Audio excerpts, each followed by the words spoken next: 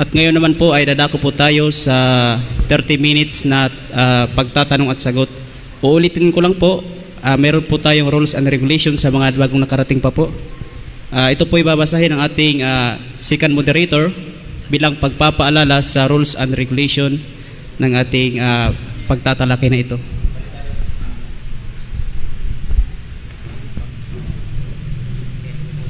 Remind mo yung rules sa question answer. I check. Okay, ito po ang ating rules at regulation. Una, nakapag-presenta po si Brother Peter ng 1 hour. At dito po sa number 2 tayo, 30 minutes questions and answers. So pag ang SDARM po ang nagtayo, ang SDA po ang magtatanong.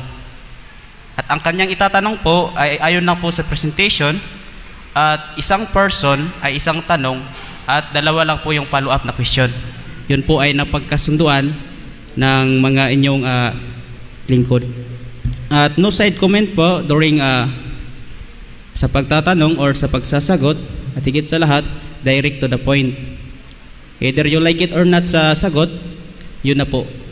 Okay, yun po ang ating napagkasunduan. So, okay, Brother Peter, once again, ready ka na po ba sa ating pagtatanong? Yung mic niyo po. Magsisimula po ang time pag sumagot na po yung atin pong presenter. At make sure po na short po yung inyo pong mga tanong, direct to the point, kasi masasali po sa 30 minutes yung inyo pong tanong. Magandang umaga po sa lahat, mga kapatid. Ngayon pong umaga ay napakinggan ko po kanina yung presentation ng ating kapatid na nagkaroon ng split, at yung pangalan ng church ngayon ay Seventh-day Adventist Reform Movement. Okay, sabi mo ni Ellen G. White, yung ibinigay na pangalan ng Panginoon sa kanya bilang propeta ay Seventh-day Adventist. May nakasulat ba sa sulat ni Ellen G. White na gagawin ng Seventh-day Adventist Reform Movement yung pangalan ng remnant? Kung pwede, request ko pa ay kung wala o meron, bakit? Sagot. So nakasulat ayon doon na sabi we are Seventh-day Adventists. Yun po yung pinagkasunuan noong 1860, noong first conference ay ma-organize. Nagpulong po sila and they voted na ang pangalan na gagamitin nila ay Seventh-day Adventists instead of Church of God, Church of Christ na mga general terms, alam niyan ni Pastor, historical evidence yun, no? Ang tanong is, yun, okay, yun ay, yung premise kasi kanina ay sinabi na yung pangalan na yun ay binigay ng Panginoon. Hindi po natin, ang Islam po ay hindi tumatanggi sa pangalan na Seventh-day Adventist. In fact, incorporated po yan sa pangalan na Seventh-day Adventist. Yung pong pangalan namin is Seventh-day Adventist. Dinugtungan lang po ng Reform Movement dahil kung hindi namin dudugtungan, siguradong gagamitin ang trademark law para ihabla kami ng Seventh-day Adventist dahil bawal po yan sa batas ng doon. But we are Seventh-day Adventist. Kung babasahin niyo po yan, hindi namin tinanggihan yon. Ang tanong mo kanina, meron bang sinabi Sister White na babaguhin yung pangalan o dudugtungan o ay wala naman pong sinasabi na pwedeng dugtungan. Wala din pong sinabi na nabasa ko na hindi pwedeng dugtungan. So walang mababasa na dudugtungan o babaguhin. Wala din namang mababasa na bawal na dugtungan. Yan po ang aking sagot. Audience lang po, no? Between panel and SDA. Nakastop na po, Brother Johnson. Wala po tayong not allowed po yung palakpak at allowed po yung shouting. Ito po yung nagpagkasunduan ng ating pastor na si Pastor James at Pastor Peter. So tanong lang po at quiet lang po tayo. So resume the time. Meron ka pong 20 seconds na pagsasagot. Sangayon po sa rules kanina, isang tanong, dalawang follow-up. Okay. So mayroon pa po akong dalawang follow-up na tanong. So paki-flash nga po, kapatid. Sabi ng ating kapatid kanina ay walang iniutos ang Panginoon na magtatayo ng Seventh-day Adventist Reform Movement. So sino ang nagtayo sa kanila? Sangayon po sa kanilang website sa SDARM ay we were able So sino po yung, sangayon po ba kayo na walang utos yung Panginoon na magtayo kayo ng isdarm, kundi kayo-kayo lang yung nagtayo nito? Walang utos ang Panginoon. Ano ba yung tanong? Walang utos sa Ellen G. White writing na magtayo ng isdarm? Sang-ayon ba ako na walang utos na magtayo ng isdarm? Ang sagot ko po dyan, mga kapatid, yung magtayo na mag-organize, yun ba ang point mo? Mag-organize? Okay. Ganito po, mga kapatid, ang mga pioneers ng Seventh-day Adventist Reform Movement ay nakaalam po sila sa kalooban ng Diyos na inihayag niya kay Sister White na kailangan po ang church organization. At dahil sila po ay na disfellowship na nga po doon, pero sila naman po yung nanindigan na disfellowship sila, sinunod lang po nila yung naintindihan nilang kalooban ng Diyos na ang bayan ng Diyos dapat mag-organize. Kaya nagsimula sila sa pag-organize, nagsimula sa local churches until nakapag-organize ng mission, nakapag-organize ng hanggang sa General Conference. At ginawa po nila yon dahil sa pangunawa nila doon sa kalooban ng Diyos na sinasabi niya kay Sister White nga, ang bayan ng Diyos dapat mag-organize. Kailangan po ang organization. Kaya, yun po ang basihan nila, brother. Okay. Kung wala sana yung instruction na yon, edi mangyari na parang sarili nila. Pero meron po silang, binase po nila yung kanilang action doon sa instruction ng Panginoon na ang kanyang bayan nangangailangan ng organization. And since sila po ay natiwalag doon sa dati nilang organization, so they have to follow the will of God and organize. Okay, thank you po sa sagot. So walang utos ang Panginoon na magtayo ng isdarm. Iyon ay pag-unawa nyo lang na hindi rin utos ng Panginoon, kasi sabi sa Testimonies volume 9 page 261, para magtayo ng organization kailangan ay approve ng ng itinalaga ng Panginoon. So ngayon yung pagkaunawa ng mga kapatid noon ng isdarm, hindi siya ayon sa pagkaunawa na itinuturo ng Spirit of Prophecy. Sang-ayon po ba kayo? Point of order. What is your point of order?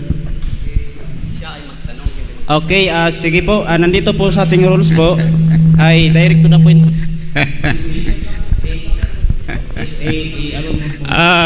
Okay. Moderator, clarification lang po. Kasi yung tanong ko kasi nakadepende doon sa sa sulat ni So, kinlarify ko lang para masabi ko yung tanong ko based sa sa sagot ni Brother Peter. Okay. Side comment. Ano po yung point of order okay lang dito sa kabila? Ito, dahil ito naman ay wait na po. Maginoong talakayan. Ako hindi ako masyadong stricto. Respeto ko. Pagbigyan po natin yung kanyang kagustuhan. Meron lang siyang gusto kasing point na idiin. So let it be. Yung pagdidiin mo yon, accepted yon. Okay, granted na po. Brother okay. Peter, granted na po. Sige, resume the time. Sige bro, magtanong ka po. Ako na. May isang question. Nasa iyo po kung isang tanong lang, dalawa. Pero wag daw sobrang dami. Okay. Okay, tanong po kapatid. Sa Revelation chapter 12 verse 17, nailagay na doon na ang remnant sa hula ay ang Seventh-day Adventist Church. Di ba po? At naisabi na ng Panginoon na ang Seventh-day Adventist Church talaga yung remnant. Mayroon bang nakasabi doon sa Revelation 12:17 na magkaroon pa ng another remnant?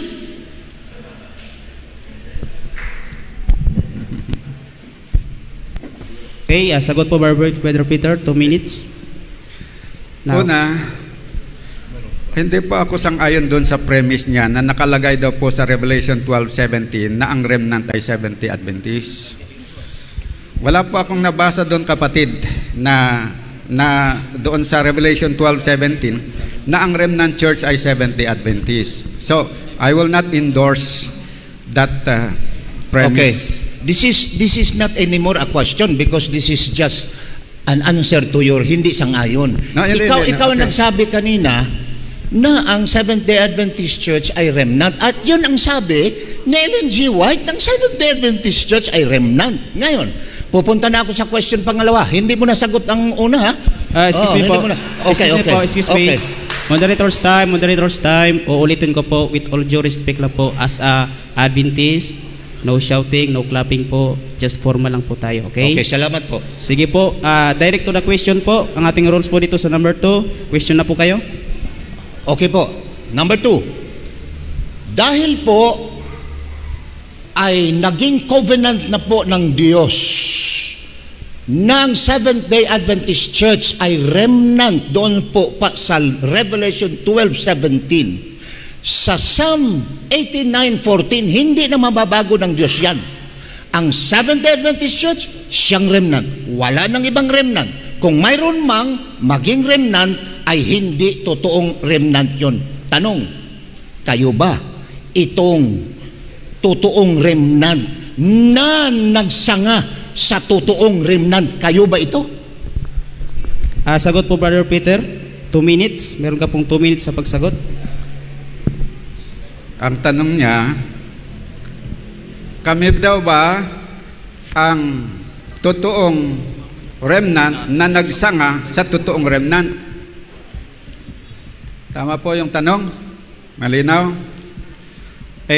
Pinaliwanag ko nga po dun sa aking presentation na ganun na nga po talaga ang nangyari. Kasi ito po, sa Seventh-day Adventist po yan nanggaling Di naman galing sa Katoliko ang ISDAM Dito naman talaga nanggaling sa SDA. So ito yung nagpatuloy doon sa, yung remnant na SDA, itong 2%, ito ang nagpatuloy doon. Sa position na remnant na yun. Kagaya lang ng sinabi ni Pablo sa Romans chapter 11, has God cast out His people? Sabi niya, hindi, because I am also from the tribe of Israel, from the tribe of Benjamin. Israel din ako. Kaya hindi niya kinas out kasi Israel siya nananampalataya naman. Ganon din ang Islam. Seventh-day Adventist yun. Dinugtungan lang yung reform to be distinguished from you para hindi nyo kami ihabla. Yan po ang totoo niyan. Otherwise, kakasuhan ninyo kami. Gagamitin nyo ang trademark law para kasuhan kami. So yun po ang dahilan doon. Okay, last. Pangatlo na ito. Okay, last question. Pangatlo, ano? Okay. Pangalawang follow-up yan. Kapatid, medyo hindi tumama Stop the pa rin time. sa Stop the time. Pero ito, ang pangatlo, Okay, sige. itong sa Revelation 12:17, na talagang Seventh-day Adventist talaga ang remnant. Ngayon ay nagkaroon ng sanga. Ang dami-dami ninyong nagsabi na kayo rin ang sanga. Ang dami-dami. Mga reform, mayroong iba pa, mga dami. Isa na kayo. Ilan ba ang remnant? O itong mga remnant ba ay talagang mga rebellious sa totoong remnant? Ito ba ang remnant na nagsanga sa totoong remnant ay mga rebellious talaga? Hindi talaga sila totoo. Sagot. Okay, 2 minutes po, Brother Peter. Sagot po. Hindi ko maintindihan yung nakakalito Stop yung the time. kanyang tanong. Hindi naintindihan, ulitin ko. Okay, moderator's Ulitin time. ko. Ulitin ko. Clarification. Kasi Ano hindi po daw kayo? naintindihan. Sa Revelation hayaan mo. 12:17, may totoong remnant ang Seventh-day Adventist Church. Okay? Okay. Ngayon, maraming nagsabi na sila'y remnant din. Isa na kayo noon. Okay, So, umpisa ilan muna. ba ang remnant? Ito bang mga remnant ito na nagsanga sa totoong remnant? Ay mga rebellious talaga ito dahil ayaw magpasakop sa totoong remnant? Kasi ang pinagbasihan ninyo yung World War. wait lang. Moderator's Worldwide, time. hindi yan kay Kristo. World war yan. Bakit nagsanga kayo? Hindi kay Moderator's time, Kristo. moderator's Mga time. rebellious ba talaga kayo? Moderator's time. Excuse me lang po ha. Inuulit ko po bilang formal po na tao at bilang 70 Adventist, tayo po ay mga 70 Adventist, mga religious people. Uulitin ko po, tayo po ay susunod sa ating rules and regulation. Palala ko lang po ha, 30 minutes yung question and answer. Pag SDARM yung nag-present, SDA yung magtatanong, 30 minutes maximum, 2 minutes yung sagot. No side comments and direct to the point. Ulitin ko ha, no side comments and direct to the point. Okay po, sige Brother Peter, narinig niyo pa yung ano niya, tanong. Okay, i-start ko po yung time in 2 minutes, sasagot ka po. Pwede bang i-connect? Okay, requesting, stop the time, i-connect po daw. Okay, resume the time. Yan po, brother, pakitingin po. Sino nagtatanong kanina? Ayun. Okay. Okay. Thank you very much sa tanong mo ha.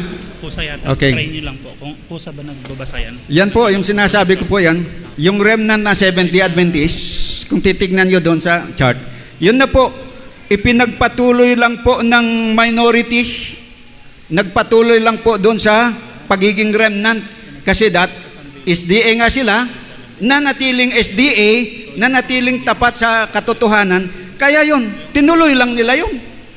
Na sila yung 70 Adventists. Oh, ayun. Yun po yung nangyari sa history.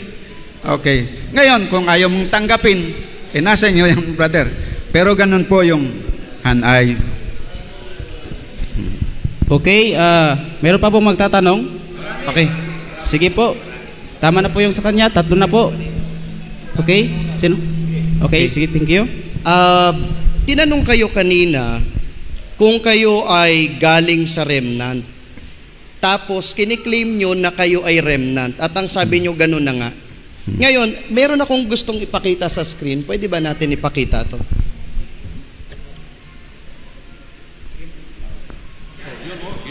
Ayun, yun. Stop the time. Ayan, yun. Ayan yung gusto ko ipakita.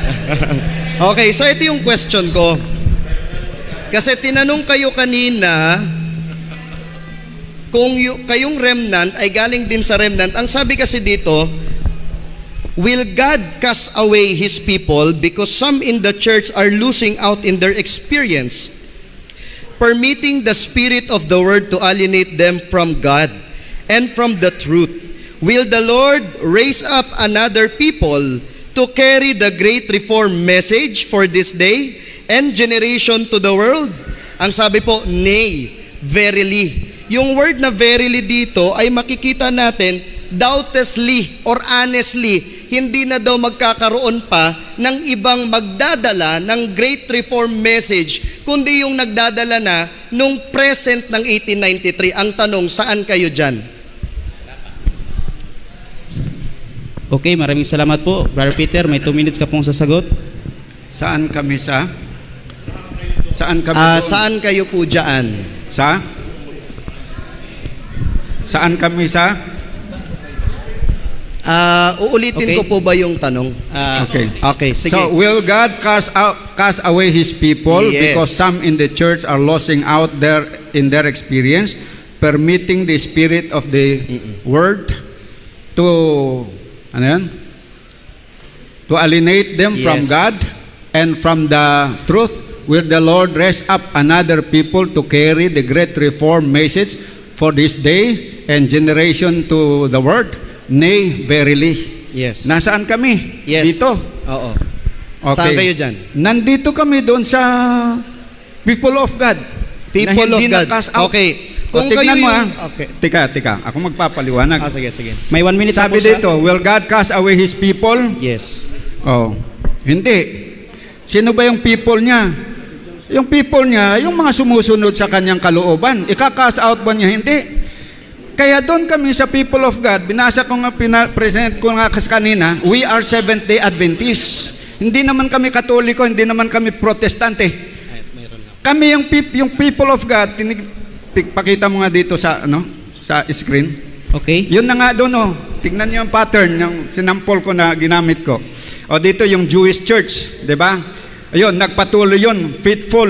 Sabi ni Pablo, yung faithful na yun, sila yung continuation ng Israel. Sila nagpatuloy na remnant. Okay. So in the same manner, yung faithful remnant na minority, 70 Adventist yun eh. They are God's people. Hindi naman sila another people eh. Ano yung sabi doon sa quotation? Kukuha ba ng i-cast out ba niyo at kukuha ng another people? Hindi. Yung people na dati, yun na yung dati naman na people of God, yung mga nagiging member ng ISDARM eh. So hindi sila other people na na-raise up. They are the same people of God na nagpatuloy doon sa katotohanan. Time. Next question. Okay, follow up po. Sabi ninyo dati, yung dati ang nagpatuloy. Yung text na binasa ko po ay dated ng 1893. Okay. Yun po ba ay Seventh-day Adventist Reform Movement o Seventh-day Adventist ngayon? Na-present ko na nga po doon. Ibalik nyo nga yun. Okay, sagot, 2 minutes. Okay. Diba yun?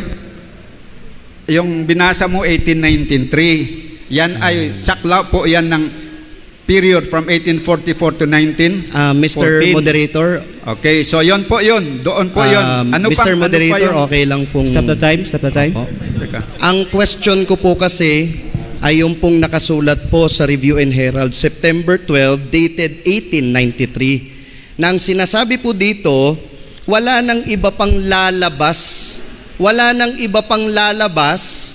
kundi wala na eh. Sabi dito will the Lord raise up another people to carry the great reform message for this day and generation to the world? Ang sabi, nay, verily, hindi daw. Kaya ang tanong ko, kasi dito ako nagbe-base, ang tanong ko, kung wala na, ang sabi kasi magpapatuloy. Therefore, okay, kung 1893 yan, wala pang SDARM. Okay. So, okay dito tayo, ibalik nyo na. It's just a matter of analysis answer? naman sa statement eh. Ay, balik na yung kanina doon sa quotation. Kasi ang mangyayari, it's just ang tawag dito, yung statement po yon, hindi po namin kinokontra yan. Sinasang-ayunan po natin yung statement. Tama po yan. Okay, stop that time. Teka muna. Stop that time muna. Stop po time, Brother Peter. Strictly po talaga natin in-announce. No clap hands ha. No shouting at iba pa. So yan lang po. Maraming salamat. Continue the time. 1 minute and 23 seconds. Patuloy.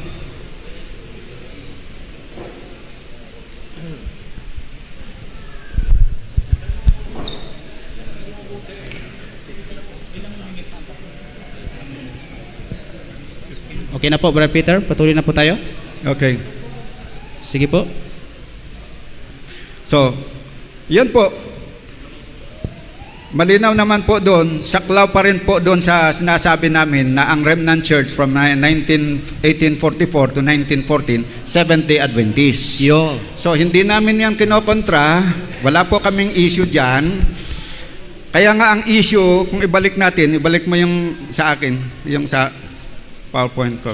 Kaya nga, ang issue dito is, etong nangyari, that is a historical reality already, na hindi nangyari ito noong 1893, nangyari po yung split noong 1914 to 18, na yung Seventh-day Adventist na dati na people of God, na split into 2 parties.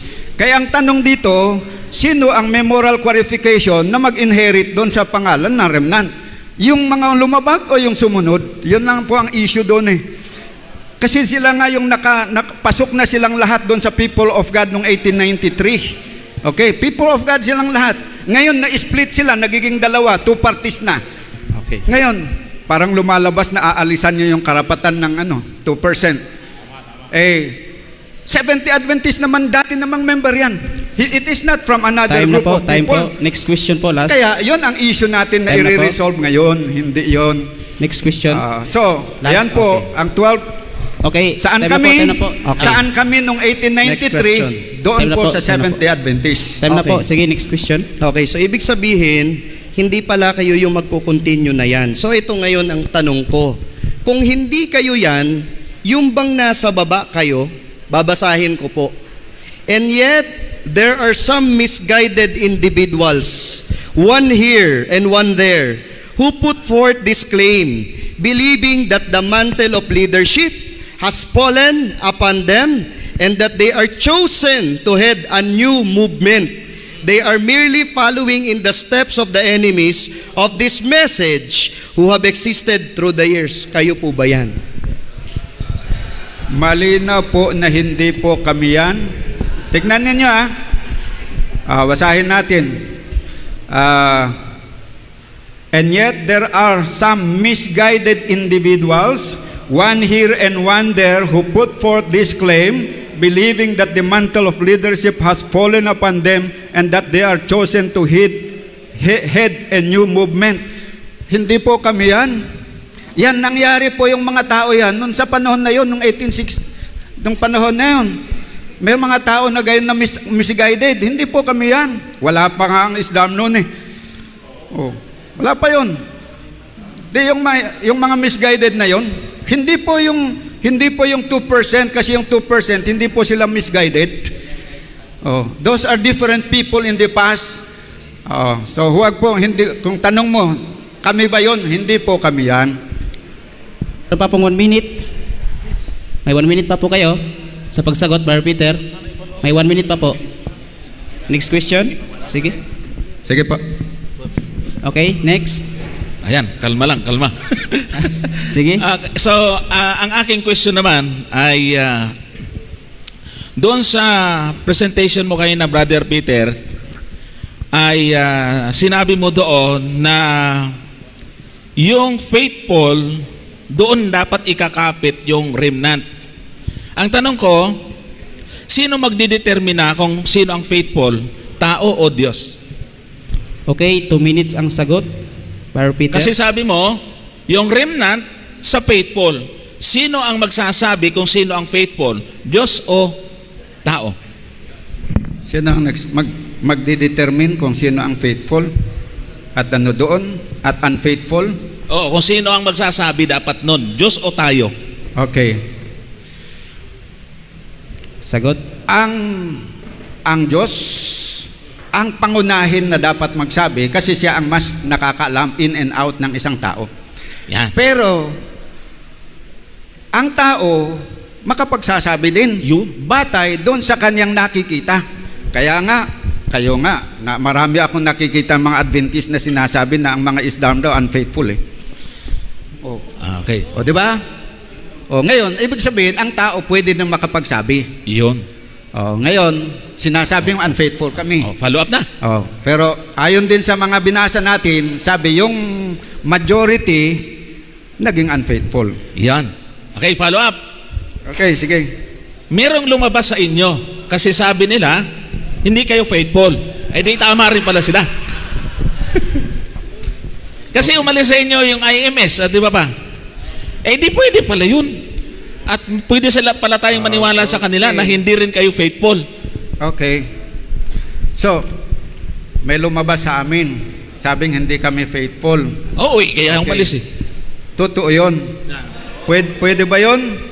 Pwede, karapatan po yan. Hindi namin pinagbabawalan ang karapatan ng tao na magbigay ng kanyang conviction, no? Hindi namin mapagbabawalan kahit kayo. Binirespeto ng karapatan nyo. Pwede nyo kaming tawagin na unfaithful. Pwedeng tawagin ng IMS kami na unfaithful. Pwedeng tawagin ng Katolik kami na unfaithful.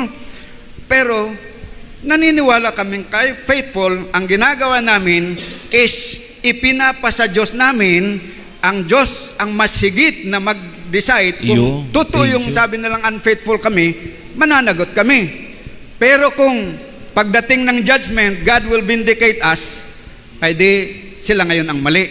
So pagdating doon, hindi namin aalisan ng karapatan ang sino man na magsabi na kami ay unfaithful. Maging kayo, pero huwag nyo rin kaming alisan ng karapatan kung sabihin din namin na yung grupo nyo ang unfaithful. Okay, wala naman kaming ganun. Ito lang tayo. Okay, last question. Lahat po ba ng Islam faithful? Okay po. Sagot po, Brother Peter. Lahat po ba ng Islam ay faithful? Yan din ang hindi ko masasabi, brother, na lahat. Pero common sense sa akin, no, is because the church is still a church militant, hindi pa naman church triumphant. So hindi po pwedeng mangahas na sasabihin na lahat ay unfaithful o faithful. In like manner na kayo din, aywan ko kung kayo ay very presumptuous na sasabihin na lahat kayo sa SDA ay faithful. Pero kami, we are not that presumptuous to claim na lahat ng member ng ISDARM ay faithful. Okay, yan po. Klaruhon ko po, i-clarify ko yan, ha. We are not so arrogant and presumptuous to claim na lahat ng members ng ISDARM ay faithful. Ang ipinangangaral lang namin na sana lahat ng mga ISDARM ay maging faithful o tumayo, mabuhay as a faithful Christians. Yan po ang aming ano doon, pero we do not guarantee na everybody is faithful, brother, ha? Okay, next question. 7 minutes pa po. Okay. So base po doon sa sinabi nyo kanina, yung Remnant Church mula 1844 hanggang 1914 walang problema. So naniniwala po kayo doon, ano po? Hanggang 1914 walang problema. So, mula 1844? Sabi nyo po kanina hanggang Okay. 1914. Nandun yun sa chart nyo kanina. Tignan ko, ha? Oo, pwede nyo po I-verify i-reply. natin, ha, kung tama yung... Okay. Aha, yun po ang sinabi nyo kanina. Oh, yung sabi ko, Kauna-unahang note ko nga yung, ayan, oh, the Remnant Church during this time was the Seventh-day Adventist. Anong time yon? Ayan nga. 1844 To 1914. to 19... 14. Okay, di tama po yung premise ko. Ano ho? Okay. So, 1844 to 1914, walang problema. Ang SDA Church, Remnant Church. Tapos sabi nyo, later, bago kayo magtapos, na hindi hapayagan ng Diyos na bumagsak ang church. Alin po yung church na binabanggit nyo? Yung Seventh-day Adventist Church noong 1844 hanggang 1914 o yung kayo? Okay. Okay, sagot. Yun pong ano, yung sinasabi ko, I am referring to the Church of God na nag-exist on this earth na I'm not specifying the Seventh-day Adventist, ha? Church doon. Kasi ang church ng Panginoon, hindi lang naman di ito, I am speaking in general terms na ang church ng Panginoon, ang premise ko kanina, kung nabasa niyo, God has a church in every age. Faithful souls constituted the church of Christ in Mr. every Moderator, age. Ngayon, pwede sabi bang- ko, nag-undergo yan ng ano yan, ng apostasy and separation, but God has always preserved a remnant to serve Him. Yun po yung point na dinadrive ko doon.